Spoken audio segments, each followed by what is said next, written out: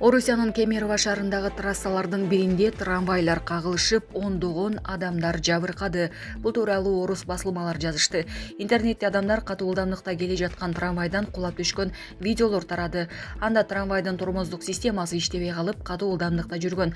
Бурулуш жерге келгенде трамвайдагы адамдар унаа жолуна кулашкан. Трамвайлардын кагылышуусунан бир адам каза болуп, 67 адам жабыркаган. Окуядан кийин облуста ыкчам штаб түзүлдү. Азырынча кырсык боюнча башка маалымат жок. Булак Супер Кежи. Дарыялардын астына курулат. Абакиров метронун долбоорун көрсөттү.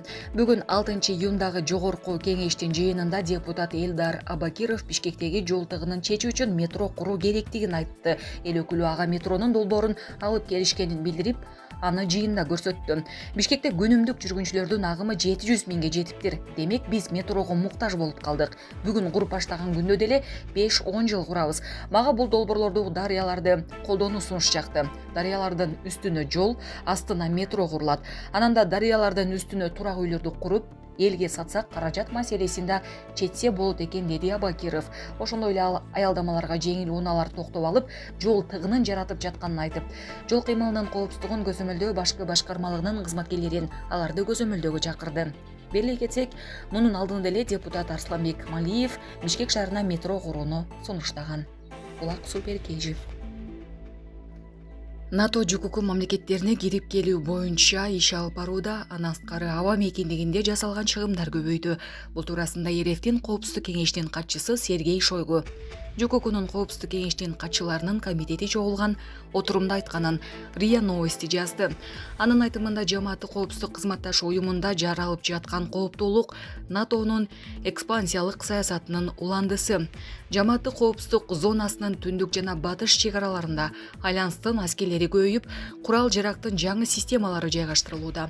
Аба мейкиндигинде чагымчылык өсүүдө, аскердик машыгуулар арбын өтүп жатат. Анын ичинде ЖКК өлкөлөрүнүн аймагына басып кирүү боюнча жасалгандары да бар, деген Шойгу Алматыда ЖККга мүчө мамлекеттердин коопсуздук кеңешинин катчыларынын жолугушуусунда. Булак Спутник Кежи. Сонун жаңылык. Сиз билген жана иченген Умбем клиникасы эми сизге дагы да болсо жакыныраак болду. Анткени бизде жаңы филиал ачылды. Андыктан келип, өзүңүздүн жана жакындарыңыздын ден соолугуна кам көрүшүңүздү сунуштайбыз. Биздин жогорку даражадагы дарыгерлер төмөндөгү адистиктер боюнча кабыл алат: стоматология, гинекология, терапия, лор, хирургия, педиатрия, урология, УЗИ жана башка адистиктер. Лабораториялык анализдин 5000ден ашуун түрү алынат. Жогорку даражадагы стерилизациялоо. Биздин дарек ВДНХ метросу, Кондратюка көчөсү 2. Телефон номерибиз 8925 103 22 55. Кабыл алууга алдын ала жазылып келүүңүздөрдү суранабыз. Умбем клиникасы. Сиздин ден соолугуңуз, биздин камкордук. Ошто дагы бир мончодон өрт чыкты. Ош шаарындагы Касымбеков көчөсүндө жайгашкан мончодон өрт чыкты. Бул туурасында 5-июнда өзгөчө кырдаалдар министрлигинин маалымат борбору кабарлады. Маалымдалгандай жабыркагандар болгон эмес.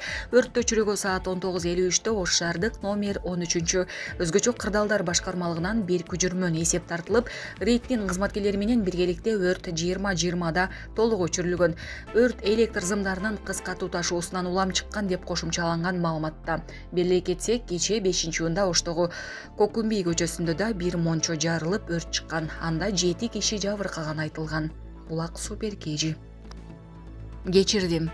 Словакиянын премьери Роберт Фицо аны аткан жаран боюнча билдирүү жасады.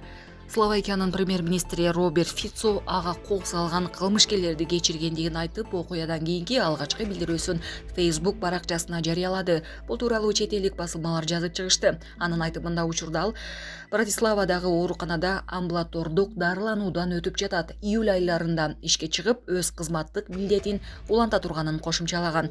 Мен өзүм биринчи кадамды таштап кылмышкерди кечирдим.